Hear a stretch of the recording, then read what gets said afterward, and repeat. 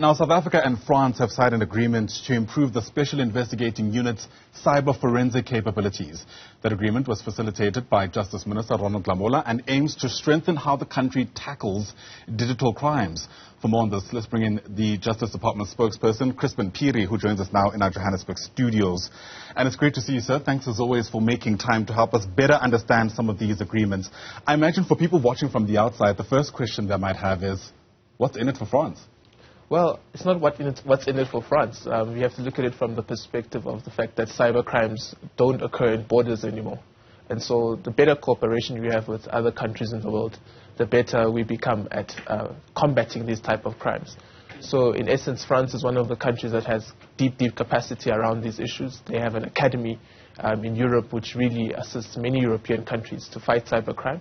So we think that that capacity we could learn a lot from in South Africa as well. So this agreement is in essence that we will be also seeing an academy in our Justice College, where we would also then end up training other SADC countries, 16 SADC countries, to have the capacity to combat cyber crimes and also have the skills to digitally analyze these crimes as they happen. Yeah. I had a conversation with the head of the investigating directorate a few years ago at the time, Herman Hornier, when she was still there. And part of what she communicated was the difficulty is that South Africa does have investigators who are around, but many of them are simply not trained to be able to follow the money trail, for instance, when it comes to complex money laundering systems or things like that. I imagine those are the holes you're trying to plug? Those are some of the holes that we're trying to plug. But also we know that these crimes have evolved with the advent of new technology as well. So the platforms that they're happening on, we really need to catch up as a country to enable us to ensure that we're able to deal with that. You know, Minister Pando was also at the function yesterday, and she made a joke. She said, I just received an email from my bank, and they spelled phishing with PH. Right. You know, and clearly it shows that, you know, there's this new scheme of crimes that our criminal justice system has to catch up with. But also primarily because the SIU is built to be the forensic aspect of government's anti-corruption machinery and also at least maladministration machinery. They do need to start having that level of capacity. Yeah. You speak about us needing to catch up. How far behind are we? It's difficult to say that we're really far behind. We do know that these crimes evolve at a rapid pace. And it's important that we're able at least to match the scale of criminality that we are seeing.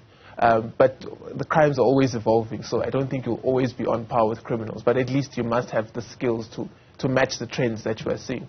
So I wouldn't say we are extensively far behind, but we do know that, you know, criminals are always somehow a step ahead. Yeah. And at least from a trends point of view, you need to be able to nip in the bud most of the trends that you see. Yeah. In 2020, I think it was, the Cyber Crimes Act was promulgated. Part of what it allows is for aspects of some kind of mutual cooperation to take place.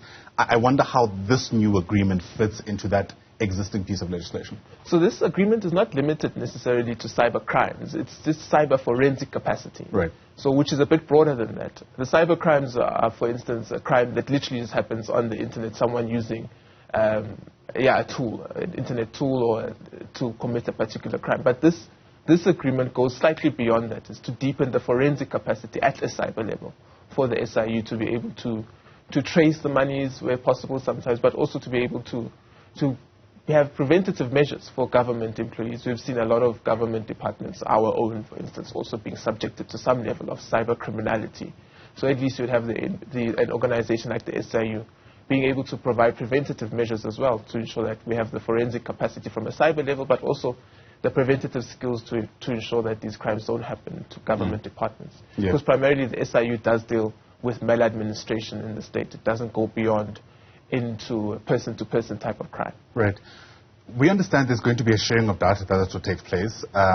You'll perhaps give us a bit more clarity around what that actually looks like and whether we should be concerned about that as part of this agreement and this effort to try and bolster South Africa's cybercrime capabilities or our ability to fight this kind of crime. That is a very broad word. It means information, but not necessarily like personal information between the two states, but it's information of what type of trends are you seeing or how do you combat this. So research data in a sense of, you know, we are spotting these type of trends in this region. Are you encountering the same, or do you have the same amount of phishing scams that are taking place that side? You know, those type of skill information. So it's not necessarily we will be sharing Ayanda's details with no. with France. No, that's not the intention. And more importantly, it doesn't necessarily mean that France would be open to, or rather have access to sensitive data about the government, argument's sake, in South Africa. No, they're definitely not. Those are governed by mutual legal assistance agreements. So only when there's an active investigation that is required to take place, then you would be able to provide sometimes sensitive information that the states are dealing with. But of course, that's on a need-to-know basis, depending on the type of investigation that one is dealing with. But generally, no, we wouldn't be sharing sensitive information with another state. Right.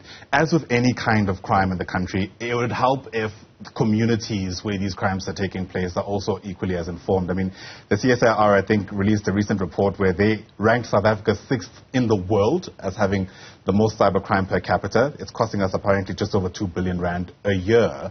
And if we're going to be able to combat that, yes, you need investigators who know what they're doing. But hopefully, you don't have people in the community who are also scoring own goals, as it were, because they don't know how to spot such crimes. To what extent does this agreement reach to that level, the grassroots level?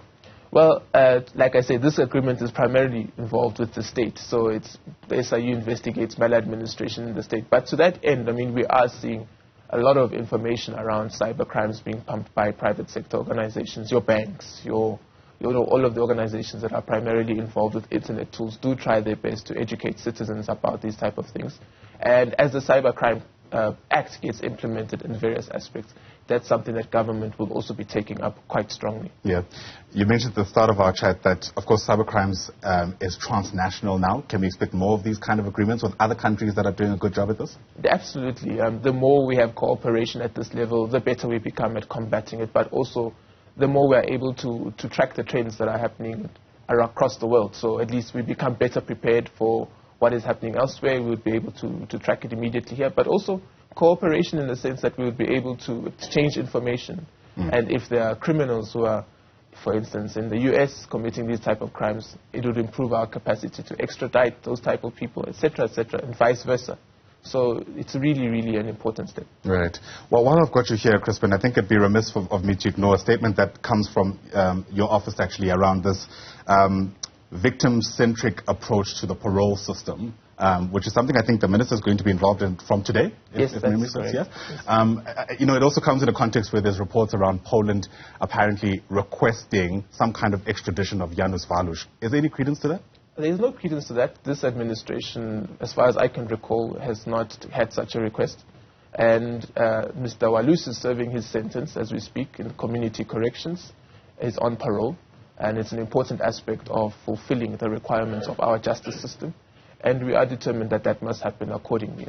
In any country in the world, if you kill anyone, you expect justice to be seen to be done. And that's what South Africa is doing. The rule of law doesn't have any conditionalities. And in this case, we wouldn't be entertaining such conditionalities. Okay. That was my next question, actually. Would the government of South Africa be open to that? No. Mr. Walusz is on parole and must serve his sentence. Like any other criminal, there are no special criminals. And of course, here we're dealing with someone who committed a crime, which is essentially the equivalent of killing a Martin Luther King. It almost plunged this country into a civil war, and we should never trivialize that. So it's important that justice is seen to be done, and it's important that our democracy withstands that type of crime, and which it did. Yeah. But more importantly, for the rule of law to prevail, some people must serve their sentence to the fullest. Sure. You almost stopped short of saying if this was granted, you're worried about the effects it might have on our democracy. No, not at all. There's no granting of anything. Yeah. This guy must serve his sentence like any other criminal. So it's not even a consideration. Sure. Crystal clear. Chrispin Phiri, thanks for coming through and speaking to us. Really appreciate your time. Thank you very much. Chrispin is the spokesperson, of course, of the Justice Department. All right.